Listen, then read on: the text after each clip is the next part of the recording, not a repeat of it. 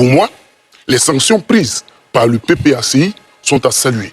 Dans le principe de ce que si on ne respecte pas les normes à l'intérieur d'un parti ou d'une structure organisée comme cela se présente, mais le parti va voler en éclats.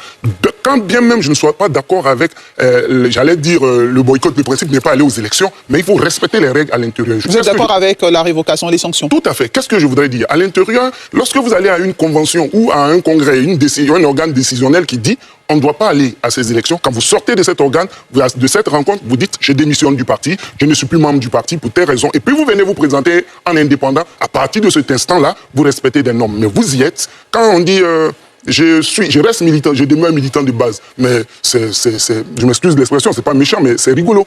Parce que le président... c'est un peu méchant. Non, j'ai dit je m'excuse, mais le président du parti n'a aucune compétence à révoquer un ancien responsable. Il reste toujours militant.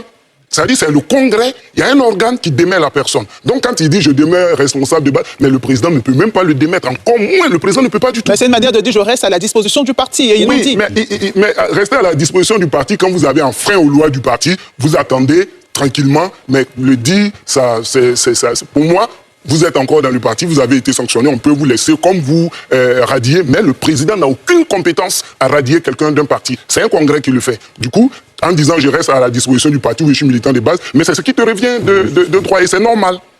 D'accord. Léa Ferdinand. Alors, je voulais déjà revenir sur des thèmes que j'ai entendus. Je crois que c'est Kokra qui l'a dit. On avait dit que 1100 et quelques candidats. 1143 candidats. C'est la preuve de la dynamique de notre démocratie. Mais ce n'est pas la preuve de la confiance qu'on place au processus. De mon point de vue d'opposant, je pourrais même dire que ce nombre pléthorique, qu'il n'a jamais vu, d'ailleurs, est l'expression de vouloir changer les choses, puisque vous avez été témoin ici depuis la période avant les élections présidentielles. Tous les partis d'opposition ont réclamé des changements de cette CEI qui existe, parce que pour eux, il y avait des insuffisances qu'il fallait corriger. Il y avait des insuffisances au niveau de découpage législatif, donc des circonscriptions pour lesquelles aujourd'hui tout le monde est en train de concourir. Mais les Ivoiriens ont pris conscience de ce que tout ce qui pourrait concourir au changement se passe à l'Assemblée nationale. Et donc, il faut y aller pour prendre la décision qui vaille afin que les choses changent. Maintenant, pour ce qui concerne la participation, sinon la non-participation de certains partis politiques et de certaines organisations, ce qui est flagrant, c'est le cas du PPACI. Je le regrette un peu. Je regrette cette situation. Pourquoi? Qu'elle se passe ainsi. Parce que, madame, le changement qu'on souhaite peut s'opérer à l'Assemblée nationale. Nous avons dit non au 4e mandat. Mais ça va avec tout ce qui est à l'intérieur. Si l'opposition a la chance de remporter les élections législatives devant le RHDP, avec le concours de la participation de tous les partis politiques, c'était possible qu'on puisse prendre l'Assemblée nationale et s'opposer véritablement à l'exécutif pour certaines décisions. De toutes les façons, la loi électorale de 2020 a été prise par ordonnance sur autorisation de l'Assemblée nationale. Et pourtant, les partis politiques s'en sont plaints. Le président gouverne aujourd'hui presque par ordonnance, mais cela passe par l'Assemblée nationale. Et c'est son acceptation de cet état de fait. Mais une Assemblée nationale qui est majoritairement dominée par l'opposition ne peut pas accepter certaines actions de l'exécutif et les autoriser. C'est pourquoi je dis que je regrette. Donc la non-participation du PPACI est regrettable. Je regrette aussi la position des militants du PPACI qui vont contre la décision. Moi, je suis contre toutes les rébellions. Toutes les formes de rébellion. Quand on a décidé de quelque chose, il faut l'observer jusqu'au bout. Selon vous. D'accord. Franck Dédi, vous aurez votre temps de parole. Justement, j'ai un téléspectateur qui a une question pour vous, donc on va lui permettre de la poser. Ibrahim Bamba qui nous appelle de Londres. Bonsoir. Bonsoir. On vous écoute. Vous avez une question pour M. Dédi. Monsieur Dédi, j'aimerais savoir si vous représentez le mouvement de Awa dont Melo à Gagnoua ou vous allez comme un indépendant. Si c'est le cas, pourquoi c'est maintenant que vous faites ça? Des deux, monsieur Franck Dédi, nous avions vu que, comment ça s'appelle, monsieur Bion a eu le courage de dire au président Alassane Dramane Ouattara que bon, vraiment, nous vous félicitons et vraiment, nous acceptons, comme on appelle, la voix des urnes. Et nous vous reconnaissons comme notre président. Mais pourquoi est-ce que Awa Domelo ne l'a pas fait? C'est un orgueil ou bien c'est un refus d'obtempérer? Ok, merci. Merci beaucoup Ibrahim Bomba. La troisième question est un peu hors sujet, mais vous allez répondre rapidement. Est-ce que vous allez avec un mouvement, on sait que vous êtes candidat indépendant, mais est-ce que vous allez avec le mouvement, le soutien du mouvement du candidat Awa Domelo? On rappelle que vous avez été bénévole pendant la campagne de ce candidat. Allez-y. Très bien. Je suis candidat indépendant, pleinement indépendant. Naturellement, je bénéficie du soutien de beaucoup de personnes, beaucoup d'Ivoiriens, dont éventuellement le soutien du ministre Awa Domelo et bien d'autres acteurs. Donc ça, c'est le premier élément. Il a demandé pourquoi maintenant. Bon, je pense que c'est la dernière élection à laquelle j'aurais pu participer, c'était l'élection d'il y a 5 ans. Je n'étais pas nécessairement en Côte d'Ivoire tout le temps. Donc peut-être que ça peut expliquer cela. Et voyez-vous, il faut aussi avancer parfois, sinon tout le temps par conviction. Je ne pense pas qu'il y a 5 ans, j'étais convaincu en fait de ce mandat-là. Parce qu'il faut avoir l'humilité d'apprendre, connaître le contexte et saisir l'opportunité quand elle se présente à vous. Et je pense qu'en 2025, le 27 décembre 2025, il y a une opportunité très claire qui se dessine du côté de Gagnoa et c'est celle-là que je veux saisir. Donc ça, c'est le premier élément. Après, il a parlé, c'est vous-même qui avez jugé sa question de hors sujet, donc ce ne sera pas moi. Au regard il a parlé de au regard du menu de ce soir. Il ne faut pas utiliser des grands mots et tout. On a pris acte de l'élection du président de la République. Pour nous, c'est suffisant. Voilà. Et je ne pense pas que d'autres thèmes amélioratifs ou superfétatoires, j'ai envie de dire, changeraient quelque chose à l'élection donc du président de la République. La CEI a donné les résultats qui ont été confirmés par le Conseil constitutionnel. Je pense que tous les Ivoiriens aujourd'hui admettent que le président va remplir pour un 4e mandat. Donc en 2030, ça lui fera 20 ans à la tête de la Côte d'Ivoire. Donc voilà, donc je pense que c'est suffisant. Maintenant, je veux revenir sur les précédentes questions. Je pense qu'il y a un narratif quand même avec lequel je ne suis pas très à l'aise. On a tendance à tirer à boulet rouge en fait uniquement sur l'opposition, sur bien des sujets. Les cas d'indiscipline là dont on parle, il y en a eu aussi dans le cas du parti au pouvoir. Personne n'a dit le contraire, Franck Dédé. Non, j'ai l'impression qu'on veut mettre l'opposition dans un carcan. C'est chez eux qu'il y a l'indiscipline. Pourquoi le PPACI a dit ceci? Et je veux répondre un peu à professeur Nobou, si je ne me trompe pas, pour les appellations. Allez-y. Votre histoire aussi est parfois un peu compliquée. Donc, non, moi je veux dire, un parti, il a ses règles de fonctionnement. D'accord? Vous et moi, on ne sait pas dire quelle a été la teneur des discussions qui ont précédé la décision du comité central du PPACI. Est-ce que c'était une décision collective? Est-ce que c'était une décision individuelle? Tout ce qui va avec. Parce qu'il y a pas mal de gens qui y étaient, qui disent que ça n'a pas été fait de façon consensuelle, ainsi de suite. Donc, on n'est pas en mesure de juger qu'est-ce qui s'est passé là-bas. Ça, c'est le premier élément. Le deuxième élément, je pense que, et je l'ai dit régulièrement sur mes réseaux, on a tendance à présenter la discipline militante comme une forme de dictature. Et moi, je ne suis pas à l'aise avec toute forme de dictature. La démocratie, c'est aussi consacrer la différence individuelle. Donc oui, le parti peut avoir pris une décision avec laquelle moi, en tant que militant, je peux ne pas être d'accord. Et je dois pouvoir l'exprimer sans pour autant être traité de traître ou de tout ce qui va avec. La démocratie, c'est aussi ça, l'expression de la différence individuelle. Est-ce que ce n'est pas une sorte de rébellion? J'arrive. Ce n'est pas une forme de rébellion. Okay. Evelyne, nous pouvons être ensemble sur ce plateau et nous pouvons avoir décidé quelque chose à la majorité. D'accord. Est-ce pour autant dire que si je ne suis pas d'accord avec cette majorité, je suis en rébellion vis-à-vis de tout le plateau? Je ne pense pas. Donc je pense qu'on va trop vite à affubler des thèmes aux gens et tout ce qui va avec.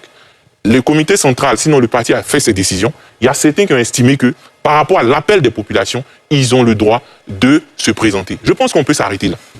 Voilà. Et l'autre chose que je veux dire, pour revenir au cas d'indiscipline, il y en a un peu partout, même chez nous à Gagnoa. On a Mireille Djedje au cas du RHDP, à qui il avait été, selon ses dits, promis qu'elle allait aller aux élections. Finalement, elle n'y va pas. Elle a fait une vidéo pour décrier cela. Bon, j'espère qu'elle va me soutenir. En tout cas, on va solliciter son soutien. Donc, ce que je veux dire, c'est qu'il faut laisser les gens se présenter. Il faut laisser les gens exprimer leur volonté de représenter le peuple sans pour autant leur attribuer des qualificatifs. Et ce qui concerne le PPACI ne concerne que le PPACI seul. Le PPACI a pris ses décisions. On doit s'en tenir à ça. Les cadres du PPACI ont décidé aussi de se présenter. On doit s'en tenir à ça sans pour autant juger de leur acte. Merci Franck Dédé. Bernard Izikokora sur ce point et puis également sur la question, avec la question que je vais ajouter notamment au niveau du RHDP, on a aussi enregistré des candidatures indépendantes. Effectivement. Mais avant de revenir sur cette question, je m'en voudrais de ne pas retenir une chose. Alors nos amis ont estimé que le nombre important de candidats à cette élection n'est pas le signe de la vitalité démocratique et que sont les règles donc qui compte, la confiance Non, ce n'est pas ce qu'on a dit. la confiance donc qu'inspirent nos institutions. Je suis d'accord avec eux. Mais je pense qu'une élection, ça demande une mobilisation donc de ressources matérielles, financières, mobilisation d'énergie physique et intellectuelle. Alors, est-ce que quelqu'un qui est normal va mobiliser autant de ressources pour s'engager dans un processus qui n'inspire pas confiance, où les règles ne seraient pas respectées? Mais ça n'a pas de cohérence. Moi, je pense que en politique, on a besoin d'un minimum de cohérence. Je ne pense pas, pour ma part, pouvoir m'engager dans un jeu où je suis convaincu que les règles ne seraient pas respectées. Et que c'est un jeu dans lequel rien n'est transparent. Donc si vous voyez des gens intellectuels que vous êtes et d'autres s'engagent à dire oui, je vais à cette élection et je peux la gagner, ça veut dire qu'à la base, ils ont confiance au processus. Ils ont confiance aux règles. Non, j'en arrive. Vous aurez l'occasion, messieurs. Je pense que les gens sont suffisamment intelligents pour savoir que décider d'aller à une élection, le premier objectif, c'est de la gagner. La gagner, ça veut dire qu'il y a des règles qui sont transparentes. Il y a les institutions donc, qui sont indépendantes, et donc vous avez confiance que vous allez gagner. Mais si à la base, vous savez que tout est flou, mais vous ne vous engagez pas. C'est tout à fait normal. Donc il faut qu'on soit cohérent. Donc le nombre de candidats assez important démontre que le processus inspire confiance et le processus donc rassure les acteurs. Voilà pourquoi ils sont prêts à dépenser leur argent, leur énergie pour y aller. Et ça, il faut le noter. Vous avez dit que ce nombre important est un message pour dire que les Ivoiriens veulent le changement. En gagnant ces élections législatives, c'est une bonne chose. Mais c'est le même changement pouvait avoir lieu lors des élections présidentielles. C'est le même mécanisme. C'est le même organe, commission électorale indépendante qui va organiser, c'est la même liste électorale, c'est le même conseil constitutionnel, donc il va valider tout à la fin. Donc vous ne pouvez pas dire que les élections présidentielles sont bipées à la base et qu'on ne peut pas la gagner, il faut la boycotter et puis se consacrer maintenant à aller gagner les élections législatives. Pas quelle alchimie? Ça n'a pas de sens. Donc il faut un minimum de cohérence. Vous aurez pu engager ce changement en octobre 2025 si vous pensez que c'est possible. Donc il ne faut pas boycotter les élections présidentielles et venir dire aux Ivoiriens que oui, c'est possible que nous gagnions dans les élections législatives, avoir la majorité à l'Assemblée nationale, à l'effet donc de pouvoir changer les choses. D'ailleurs, la difficulté que vous aurez, c'est comment vous allez convaincre vos militants que ce processus-là est normal. Alors que vous avez passé votre temps à dire la commission électorale indépendante est une section du RHDP, la liste électorale donc est truffée d'erreurs, d'irrégularités, de près de 6 millions d'irrégularités, et votre slogan lors des élections, c'était de dire que même si à cette élection, Jésus est candidat et que Mahomet est son directeur de campagne, le RHDP gagne. D'accord. Monsieur, moi je vais vous proposer de rester sur le thème de ce soir. Notez vos points, vous aurez la parole. Laissez-le terminer. Notez vos points. Donc vraiment, il faut un moment de cohérence et je crois que vous êtes en train de perdre tout le monde. Ça, on vous a Alors, l'autre chose. Est-ce qu'on peut revenir au sujet de ce soir? Moi, la question du PPACI, je pense que c'est un problème interne. Vraiment, je n'ai pas à m'y mixer dans les problèmes d'un parti politique. Je note tout simplement que ce parti doit pouvoir tirer les conséquences de son acte. Parce que les partis politiques sont financés sur la base de ce qu'ils ont des députés à l'Assemblée nationale. Maintenant, quand vous participez aux élections, comment on finance votre parti politique, vos activités? L'autre chose, voilà un parti politique qui, depuis très longtemps, surtout l'opposition en général, a estimé que le RHDP et le gouvernement n'étaient pas ouverts au dialogue. Mais quel est le système donc de dialogue, le mécanisme de dialogue mis en place au niveau du PPACI? C'est-à-dire, dès qu'un militant prend une position contraire, la seule chose qui arrive, c'est la sanction. Mais où est le dialogue? Et il a bien fait de parler d'indépendants au RHDP. Oui, nous avons de nombreux militants. Mais jusqu'à aujourd'hui, personne ne peut nous dire que le parti a pris des sanctions contre ces militants. Parce que nous continuons de dialoguer avec eux. Quelles sont les leçons que vous avez tirées? Non, on n'a pas encore terminé avec le processus. Comme je l'ai dit, l'élection n'est pas encore jusqu'au 27. Donc avant le 27, avec le dialogue que nous avons mis en place, à l'effet donc de les rassurer, de les convaincre, nous espérons que ces candidats indépendants vont comprendre, vont entendre raison et retirer leur candidature. On aurait pu faire comme le PPACI, qui dès que les uns et les autres déposent leur candidature, alors la sanction est prise. On a même des responsables, j'en arrive, on a même des responsables locaux et au plus haut niveau qui sont candidats indépendants déclarés. Mais personne n'a été révoqué. Donc, on ne peut pas revendiquer le dialogue pendant longtemps avec le RHDP et puis en même temps, dans votre sein, pour ne pas mettre en place donc, un minimum de dialogue à l'effet donc de rassurer, de créer la sérénité et la stabilité au sein de vos appareils politiques. Ah, Chubanga. J'aimerais quand même revenir. La question, à la base, c'était est-ce que c'est vital, le fait d'avoir 1140? Vitalité démocratique. La vitalité se définit pas par des règles. La vitalité, tout le monde peut taper, hein, c'est l'énergie, la vie et le dynamisme. Avoir 1143 candidats, c'est dynamique. Ça montre de l'énergie, ça montre de la vie. Donc c'est vital. Ceux qui veulent comparer la vitalité sur le respect des règles, allez chercher d'autres choses. L'indicateur de vitalité, pour répondre à la question qu'Evelyne a donnée, c'est l'indicateur de dynamisme. Et on est tous d'accord ici pour dire que 1143, c'est le dynamisme. Ils vont plus loin. En fait, c'est dommage. Parce que je suis d'accord avec Okora. ce message est incohérent. À chaque fois de vouloir dire que le processus est faux, que la CEI est manipulée, que la liste n'est pas bonne. Et ensuite, ouais, c'est vrai que même le PDCI, ils ont douté pendant longtemps avant de venir participer aux élections. Parce que vous avez un message tout le temps négatif sur le processus électoral. C'est vrai que c'est incohérent. Et moi, je suis en pré-campagne. Certains militants de ces partis me le disent. Mais on nous a dit tout le temps qu'on ne peut pas gagner, que la liste est mauvaise, que la CEI est ceci, et on participe. Donc vous créez vous-même, par ce discours acharné, systématique, à vouloir décrédibiliser la Côte d'Ivoire, décrédibiliser les élections, à créer un point d'interrogation dans la tête de vos électeurs, à tel point que, quand vous revenez aux élections, vous avez ce problème. Et le PPACI, l'adhésion du PPACI, disent, tous ceux qui ont participé au comité central, on dit que les débats ont été houleux. Ils ont été houleux pourquoi? Parce que la plupart des députés sortants et la plupart des stratèges politiques savent l'importance pour un parti de participer à la vie politique à l'Assemblée nationale. Au-delà de gagner l'élection, d'ailleurs, je suis presque certain, je peux l'affirmer, je crois que le RHDP va conserver sa majorité, il va même l'accroître. Donc je ne pense pas que les partis d'opposition vont pour remporter l'Assemblée nationale. Ils peuvent le dire, hein, comme ils sont en campagne, mais ça, vous font deux que mais l'élection n'a pas encore eu lieu. C'est pas grave, je l'avais dit pour la présidentielle. Les indépendants. Oui, ça va. Même les indépendants ne vont pas basculer l'élection, on peut en discuter, j'ai pas de problème dessus. Les indépendants, il en aura quelques vainqueurs, mais ils ne vont pas basculer, ils ne vont pas faire changer la configuration de l'Assemblée nationale. Je peux te dire aujourd'hui, l'Assemblée nationale qu'on aura le 28 décembre, elle sera majorité RHDP, et plus forte qu'aujourd'hui. Il y aura des indépendants, il y aura des trucs, mais ça ne va pas basculer le système. Donc on peut aller à des élections, parce que le simple fait d'avoir, ils ont parlé pendant longtemps, le simple fait d'avoir un groupe parlementaire, d'avoir un espace pour parler est quelque chose de positif. Donc, au sein du PPACI, il y a eu ces débats entre ceux qui comprennent que stratégiquement, c'est important, mais tous ceux qui ont été bombardés pendant plus de 2 ans à l'idée que ce n'est pas une élection, à l'idée qu'on va perdre même si Mohamed est... Comment vous vous retrouvez dans cela? Ils payent ça aujourd'hui. Maintenant, sur l'attitude, non, quand on est dans un parti politique, on doit respecter ce que le parti politique dit. C'est pour ça que je m'engage dans un parti politique. C'est pour ça que moi, pour moi, ceux qui sont des partis politiques et qui sont indépendants ne sont pas des indépendants. En réalité, c'est des dissidents. Il faut les appeler comme tels. Parce qu'ils ne respectent pas ce que le parti politique dit. En ce moment, soit, et je suis d'accord avec le professeur, tu assumes pleinement de dire, OK, je suis militant de ce parti politique, il a pris telle décision, la logique, c'est que je démissionne de ce parti. Et je ne respecte pas sa décision. Mais quand on est dans un parti politique et qu'on rame à courant contraire, c'est pas normal. Ça peut se comprendre, hein? Moi je le comprends totalement, mais c'est pas normal. Il faut le dire, c'est pas normal. Et s'il décide donc de ne pas respecter ce que le parti politique dit, il faut l'assumer. Dernier point sur lequel je voulais revenir, sur ce que j'appelle l'illusion ou le rêve des primaires. Les primaires, c'est l'idéal. Mais c'est pas toujours la meilleure solution.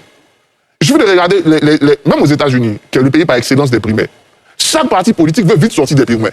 Attention que maintenant, on organise les super Tuesday, les méga super Tuesday pour vite en sortir. Si dans un parti politique, on a des mécanismes qui peuvent apporter au consensus, tant mieux. Les primaires ne sont pas l'absolu, surtout pour un parti politique, parce qu'on peut avoir des batailles tellement rudes dans des primaires qu'au sortir de ces primaires-là, le parti politique s'affaiblit plus qu'il gagne. Il suffit de regarder l'histoire des Républicains, du Parti socialiste, même des élections qu'on peut avoir aux États-Unis. Et voilà donc rapidement ce que je pourrais